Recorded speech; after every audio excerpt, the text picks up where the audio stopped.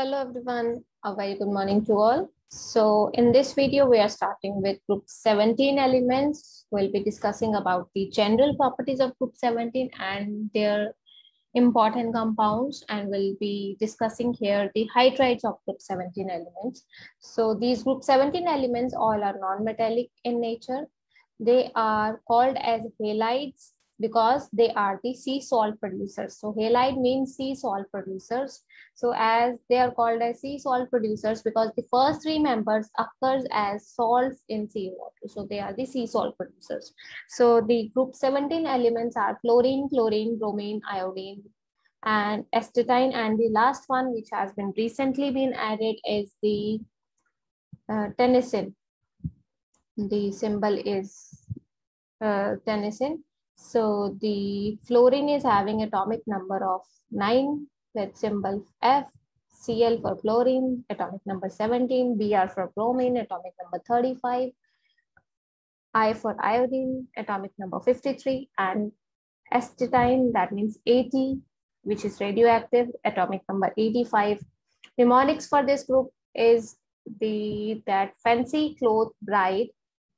Fancy for fluorine, cloth for Cl, bright for bromine, invites iodine, attention 80 and Tn, tennessine and 80. 80 and Tn combines to make attention. So fancy, cloth, bright, invites attention. So this is a mnemonics, and general electronic configuration is ns2np5. So in general, atomic radii and ionic radii in the most common oxidation state is -1. So atomic radii and ionic radii are increasing down the group due to the introduction of whole new shell, and the atomic radii, as we move from chlorine to bromine, there is not much increase due to the introduction of 3D subshell, and not much increase is there from iodine to astatine due to introduction of 4F subshell. If we talk about ionization energies of this group are very high for all the halogens. That is, it is very difficult to remove an electron, but in general, it decreases down the group due to increase in size. If we talk about melting points and boiling points, as they are having molecular existence, they exist as F2, Cl2, Br2, and I2 gases. So their physical existence is like fluorine and chlorine are gases, bromine is liquid, and iodine is solid. So as indicated from the physical existence, it can be said that both of their melting points and boiling points are increasing down the group due to increase in van der Waals forces because of increase in size and molecular weight as we are moving down the group. So these halogens are having the tendency to accept one electron, and because one electron is required for them to complete their octet. So electron affinity generally decreases down the group because size is increasing, but exceptionally fluorine is having lowest electron affinity because even lower than chlorine, because it is having small size, and small size it exhibits inter-electronic repulsions due to its smaller size.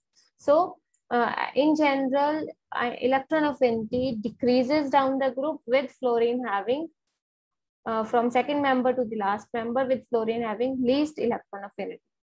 If we talk about electronegativity is decreasing down the group. Fluorine is the most electronegative element. So you should not confuse between electronegativity and electron affinity. Fluorine is having maximum electronegativity, but its electron affinity is minimum. So because fluorine, by electronegativity, we mean tendency to attract the shared pair of electrons. For that, even if it is having smaller size, even if it is having inter-electronic repulsion, that are not going to play any role in deciding about the electron activity. But for electron affinity, an electron has to be added, an extra electron is coming from outside, and it has to live with other electrons in the shell. So when so in that case, fluorine, which is smaller in size, and all the electrons which are already present, they are having problem. So that is why electron affinity for fluorine is lowest and electronegativity is maximum. If we talk about metallic character and non-metallic character, the metallic character in general is increasing down the group and non-metallic character is decreasing down the group. So as we move from fluorine to iodine, iodine is having metallic luster due to increase in metallic character. Also, iodine is having more tendency to form electropositive ions, that is I positive, I3 positive. If we talk about colors, fluorine, chlorine are yellow in color, bromine is brown in color, and iodine is violet in color. So all these colors are due to the absorption of visible light. Now, as fluorine's bond strength is highest, so therefore highest bond energy, highest radiation, it absorbs highest energy radiation, that is violet, and color appears to be yellow, because color which appears to us is the complementary to the one which is being absorbed. And iodine is having least bond energy, so that is why it appears to us as purple. So the appearance of purple means it is absorbing the lowest bond energy, that is yellow. So if we talk about the oxidation state, so as there are 7 electrons in the valence shell, -1 is the most common oxidation state for them. So if the most common oxidation state is -1, because by adding 1 electron, they will be able to complete their octet. And in addition to -1, chlorine, bromine, iodine, these elements also exhibit the oxidation state of +1, +3, +5, and +7, owing to the presence of vacant d orbitals in the respective shell. If we talk about chemical reactivity, halogens are the most reactive elements, and fluorine is the most reactive among the halogens. Now, this reactivity is based upon the bond energy. Fluorine is having bond energy of, actually the bond energy is decreasing down the group, but fluorine is having exceptionally low bond energy. Now, this low bond energy is due to the repulsions because of the smaller size of fluorine. There are inter-electronic repulsions, or we can say repulsions from the non-bonding electrons. So that is why bond energy for fluorine is 159, for chlorine it is 243, for bromine it is 193, and for iodine it is 151. So, and if we compare it with other non-metals, that is hydrogen, oxygen, and nitrogen, their bond energies are comparatively very high. Hydrogen is having bond energy of 458. Oxygen is having bond energy due to the presence of multiple bonding, 495 kilojoule per mole, and nitrogen, because there is a triple bond, it is having bond energy of 941 kilojoule per mole. So due to low bond energies of these halogens in comparison to the other non-metals, these are having high electron affinities and they are very reactive. Now we will talk about the compounds of group 17. First compounds of group 17 which we are going to discuss are the hydrides. So all the halogens form monohydrides. Monohydrides can be formed by the direct reaction of direct combination of halogens with the hydrogen. So we'll get the formation of 2HX by reacting X2 plus H2. So reactivity with H2 of the halogens decreases down the group. Fluorine combines even in dark. Fluorine combines with hydrogen explosively even in dark. Chlorine, it reacts with hydrogen in diffused sunlight. Bromine reacts upon heating around 500 degrees Celsius, and iodine only upon heating in the presence of some catalyst. So this is the kind of reactivity as we are moving down the group, which is decreasing with hydrogen. So if we talk about physical state, HF is low boiling liquid, HCl, HBr, and HIR, all are gases. So in general, if we see that boiling points are increasing down the group due to increase in van der Waals forces. But in case of HF, due to presence of highly electronegative fluorine, extensive hydrogen bonding is there, due to which it is highly associated due to the presence of hydrogen bonding. And whenever there is a hydrogen bonding in comparison to the van der Waals forces, there is always much more, their boiling points are higher in comparison to the other members which are having van der Waals forces and in between them. So that is why HF is having exceptionally high boiling point in comparison to the other members. And from second member, that is HCl to HI, the boiling points are increasing due to increase in van der Waals forces. So for the hydrides, that is for the hydroacids of halogens, if we talk about their bond strength, bond energy, bond length, thermal stability, and reducing character, in general, reducing character is inversely proportional to the thermal stability, which is directly proportional to bond strength, which is directly proportional to thermal stability, which is directly proportional to bond strength, which is directly proportional to bond energy, and inversely proportional to the bond length. For these hydroacids, if we talk about the halogens, as we are moving down, the group size is increasing. So that means HX bond length is going to increase and bond strength is going to decrease with increase in bond length. If bond strength is decreasing, that means thermal stability is decreasing. And if thermal stability is decreasing, that means bond energy is decreasing. And if bond energy is decreasing, that means release of hydrogen is becoming more and more easier. That means reducing character is going to increase. So the trends of bond strength and thermal stability is HF is having maximum bond strength and thermal stability, and HI is having highest reducing character.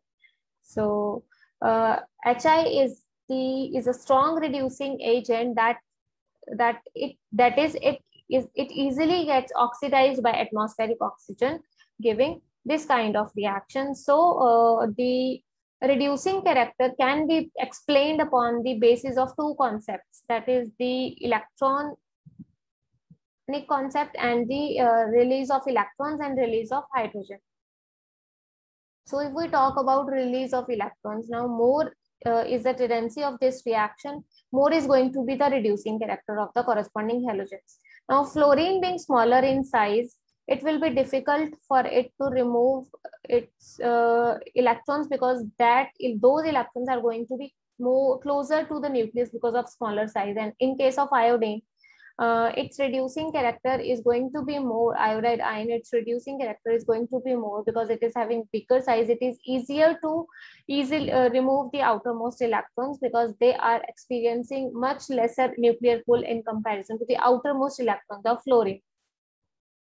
And now for the release of hydrogen, we'll compare their acidic strength. Now the acidic strength of hydroacids depends upon two factors, electronegativity and atomic size. More the electronegativity, more is going to be the acidic strength, and also more is the atomic size, more is going to be the acidic strength. Because more is the electronegativity, more is going to be the electronegative element, which is more electronegative, will release hydrogen, which attract the shared pair of electrons, will facilitate the release of H positive easily. And also if the size is bigger, the HF bond strength is going to be lesser and release of H positive is going to be easy. But if we talk about electronegativity, it is decreasing down the group. So that means HF should have maximum acidic strength and it should decrease down the group. And if we consider the size factor, size is increasing down the group. So that in this way we can say that HI is most acidic, then comes HBr, then comes HCl. So considering both the factors, actually the size factors wins, and the actual order becomes HF is least acidic, then comes HCl, then HBr, and then HI is maximum acidic. So this can be compared based upon the values of electronegativity, because if we compare the fluorine and iodine, electronegativity is more than half for iodine in comparison to that of fluorine, but atomic size is more than double. So that is why size factor is having much more effect in comparison to that of electronegativity factor. This whole thing we have the acidic strength of these hydroacids we have discussed in our unit 2, that is where we discussed about the acidic strength of hydroacids.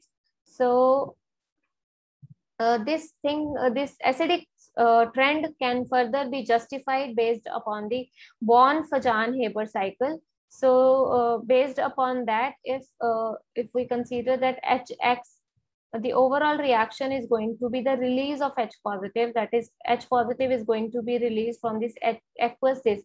So we will consider the whole energies, all the energies involved in this reaction. So if we elaborate, expand this reaction, what is happening is firstly this HX aqueous is going to convert to HX gaseous, then dissociation is going to take place.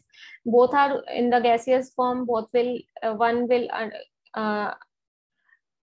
gain electron ionization energy and release electron, and another is going to release electron affinity, that is X negative is going to get converted. Then both will undergo hydration and will get converted to aqueous ions. So this is the overall reaction, and this is the overall step where delta H is going to be calculated. So considering all these energies, delta H values for these hydroacids have been written here. So from here, the delta H values have come out to be this. All are exothermic, that means all are feasible. The release of H positive is feasible for all because the energies are negative. If delta G value of negative indicates that reaction is feasible. So here the entropy factor has actually been ignored because delta G is equal to delta H minus T delta S. So here we have ignored the entropy factor and we have considered delta G equivalent to delta H. So these are the value of delta H. So from here, it seems HBr is most acidic, then comes HCl, then comes HI, and then we have HF. So there is a difference in trend which we actually observe, which is the actual trend where HI seems to be most acidic. So this difference can be overcome if we consider delta S values, but that is going to be a tedious task here. So the actual order after considering the S values came out to be HI is most acidic, then we have HBr, then we have HCl, then we have HF. So this was the kind of trend which we observed when we consider the entropy values. Further, this acidic strength can be based upon the strength of the conjugate base. Now, this we all know that more stronger is the acid, weaker is going to be its conjugate base. So weakest conjugate base will have strongest acid. So if we compare the basic strength of these conjugate bases, we will get to know the acidic strength of these hydroacids. So out of these 4 conjugate bases, flow F negative is the strongest conjugate base. That means its corresponding hydroacid is going to be weakest acid. So that means if this is this is the strongest conjugate base, then comes chlorine, then iodine is I negative is least basic conjugate base for HI. So this means HI is going to be the strongest acid. So this trend is based upon the fact that smaller the size, more is the electron density and more is the basic strength. So the acidic strength order based upon this also comes out to be HI is most acidic, then comes HBr, then comes HCl, and then we have HF. So all the factors we have discussed the acidic strength, or we can say reducing characteristic based upon the 4 concepts. So all the 4 concepts are unanimously saying that HI is most acidic, then comes HBr, then comes HCl, and then we have HF. So that is why based upon any concept you can explain, you can be asked about in exam that explain the acidic trend of the hydroacids of halogens based upon 2 different concepts. So you can pick up any of the concept to explain this acidic trend. So next we have the oxides. About the oxides we'll be discussing in the next video. So that is it for this video. Thank you so much. Have a good rest of the day.